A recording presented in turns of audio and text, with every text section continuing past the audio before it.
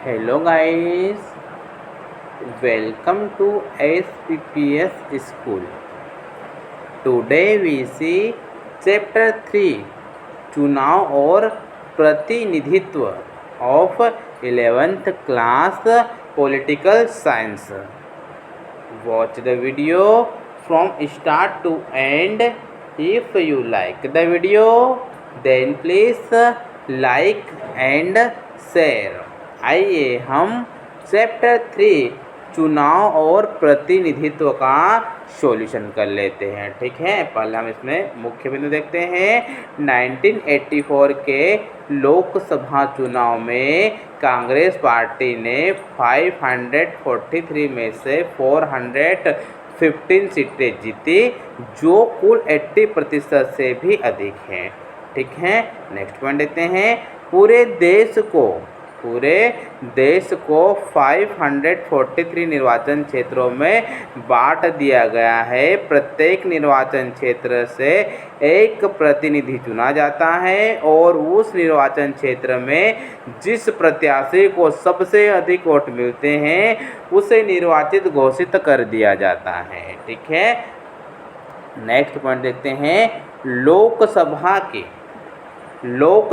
की 543 निर्वाचन सीटों में से 79 अनुसूचित जाति और 41 अनुसूचित जनजाति के लिए आरक्षित है। ठीक है, लोकसभा की 543 निर्वाचित सीटों में से 79 अनुसूचित जाति और 41 अनुसूचित जनजाति के लिए आरक्षित है। ठीक है, नेक्स्ट पॉइंट देखते हैं। 1989 तक 21 वर्ष से ऊपर के भारतीय नागरिकों को वयस्क भारतीय माना जाता था। ठीक है, 1989 तक 21 वर्ष से ऊपर के भारतीय नागरिकों को वयस्क भारतीय माना जाता था। 1989 में संविधान के एक संशोधन के द्वारा इसे घटाकर 18 वर्ष कर दिया गया है। ठीक है, नेक्स्ट पॉइंट देखते हैं।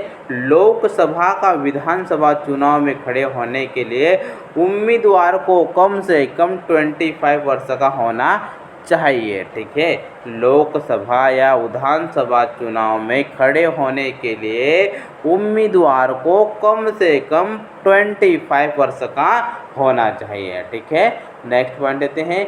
यदि किसी व्यक्ति को किसी अपराध के लिए 2 या 2 से अधिक वर्षों के लिए जेल हुई हो। ठीक है, यदि किसी व्यक्ति को किसी अपराध के लिए 2 या 2 से अधिक वर्षों के लिए जेल हुई है तो वह चुनाव लड़ने के योग्य नहीं है। ठीक है, नेक्स्ट पॉइंट देखते हैं।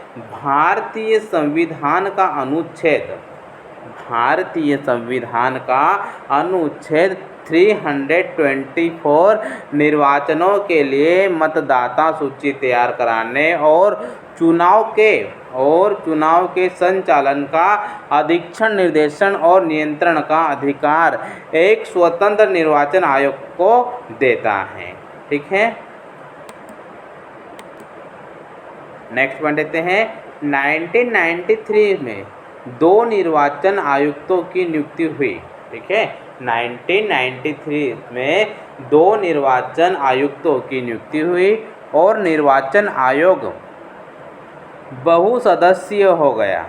तब से यह बहुसदस्यीय बना हुआ है। ठीक है, 1993 में 2 निर्वाचन आयुक्तों की नियुक्ति हुई और निर्वाचन आयोग बहुसदस्यीय हो गया।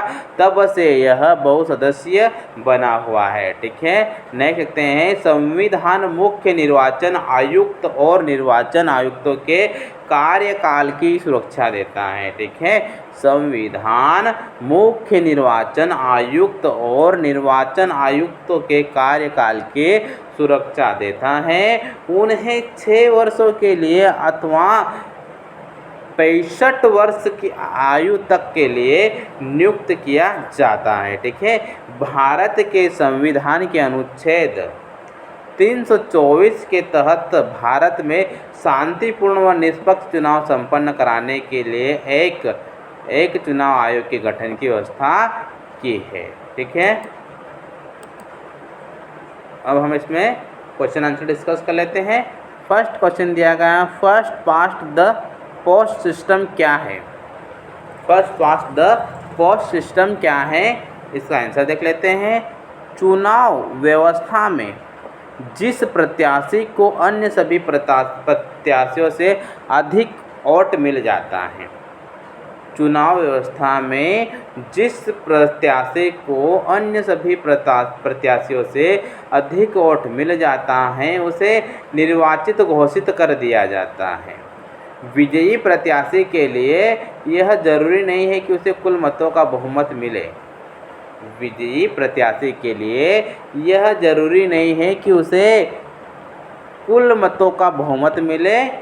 इस विधि से जो सबसे आगे वही जीते हैं प्रणाली first past the post system कहते हैं। ठीक है, नेक्स्ट क्वेश्चन देखते हैं। समानुपातिक प्रतिनिधित्व से क्या अभिप्राय है? समानुपातिक प्रतिनिधित्व से क्या अभिप्राय है, इसका आंसर देखते हैं। प्रत्येक पार्टी चुनावों से पहले अपने प्रत्याशियों की एक प्राथमिकता सूची जारी कर देती हैं। ठीक है, प्रत्येक पार्टी चुनावों से पहले अपने प्रत्याशियों की एक प्राथमिकता सूची जारी कर देती है और अपने उतने ही प्रत्याशियों को उस प्राथमिकता सूची से चुन लेती हैं जितनी सीटों को कोटा उसे दे दिया जाता है। ठीक है, जितनी सीटों का कोटा उसे दे दिया जाता है। चुनावों की इस व्यवस्था को समानुपातिक प्रतिनिधित्व प्रणाली कहते हैं। इस प्रणाली में किसी पार्टी को उतनी ही प्रतिशत सीटें मिलती है। ठीक है, इस प्रणाली में किसी पार्टी को उतनी ही प्रतिशत सीटें मिलती है जितनी प्रतिशत उसे वोट मिलते हैं। ठीक है, समानुपातिक प्रतिनिधित्व के दो प्रकार होते हैं। समानुपातिक प्रतिनिधित्व के दो प्रकार होते हैं। कुछ देशों जैसे इजराइल या नीदरलैंड में पूरे देश को एक निर्वाचन क्षेत्र माना जाता है। कुछ देशों जैसे इजराइल या नीदरलैंड में पूरे देश को एक निर्वाचन क्षेत्र माना जाता है और प्रत्येक पार्टी को राष्ट्र चुनाव में प्राप्त वोटों के अनुपात में सीटें दी जाती हैं। ठीक है, दूसरा तरीका अर्जेंटीना और पुर्तगाल में देखने को मिलता है। ठीक है, दूसरा तरीका अर्जेंटीना और पुर्तगाल में देखने को मिलता है, जहां पूरे देश का बहुसदस्य निर्वाचन क्षेत्रों में बांट दिया जाता है। प्रत्येक पार्टी प्रत्येक निर्वाचन क्षेत्र के लिए अपने प्रत्याशियों की एक सूची जारी करती है जिसमें उतने ही नाम होते हैं जितने प्रत्याशियों को उस निर्वाचन क्षेत्र से चुना जाता है। ठीक है, इन दोनों ही रूपों में मतदान राजनीतिक दलों को वोट देते हैं। ठीक है, वोट देते हैं, न कि उनके प्रत्याशियों को। एक पार्टी को किसी निर्वाचन क्षेत्र में जितने मत प्राप्त होते हैं उसी आधार पर उसे उस निर्वाचन क्षेत्र में सीटें दे दी जाती है। ठीक है, नेक्स्ट क्वेश्चन देखते हैं। सर्वाधिक वोट पाने वाले की जीत और समानुपातिक प्रतिनिधित्व चुनाव व्यवस्था की तुलना कीजिए। ठीक है, सर्वाधिक वोट पाने वाले की जीत और समानुपातिक प्रतिनिधित्व चुनाव व्यवस्था की तुलना कीजिए। इसके अंदर सर्वाधिक वोट पाने वाले की जीत और सामुदायिक प्रतिनिधित्व चुनाव व्यवस्था की तुलना निम्नलिखित है। सर्वाधिक वोट पाने वाले की जीत पूरे देश को छोटी छोटी भौगोलिक इकाइयों में बांट देते हैं। ठीक है, पूरे देश को छोटी छोटी भौगोलिक इकाइयों में बांट देते हैं जिसे निर्वाचन क्षेत्र या जिला कहते हैं। ठीक है, सेकेंड पॉइंट देखते हैं। हर निर्वाचन क्षेत्र से केवल एक प्रतिनिधि चुना जाता है। हर निर्वाचन क्षेत्र से केवल एक प्रतिनिधि चुना जाता है। मतदाता प्रत्याशी को वोट देता है। मतदाता प्रत्याशी को वोट देता है।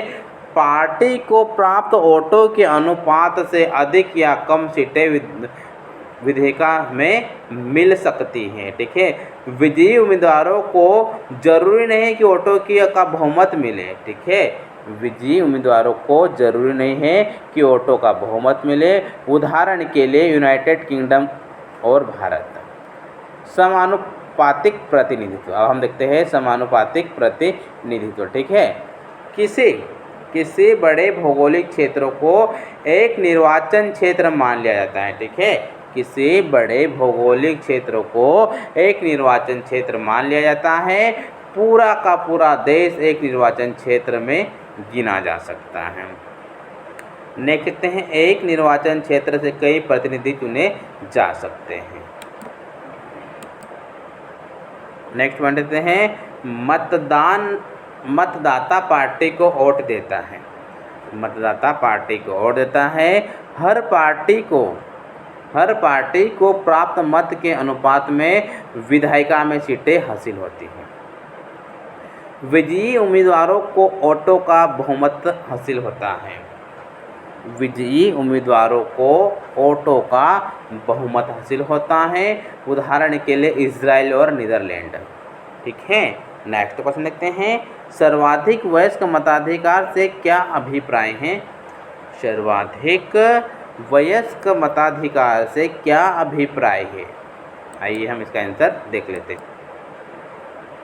लोकतांत्रिक चुनाव में देश के वयस्क नागरिकों को चुनाव में वोट देने का अधिकार होना जरूरी है। इसी को सार्वभौमिक वयस्क मताधिकार के नाम से जानते हैं। ठीक है, अनेक देशों में नागरिकों को इस अधिकार को प्राप्त करने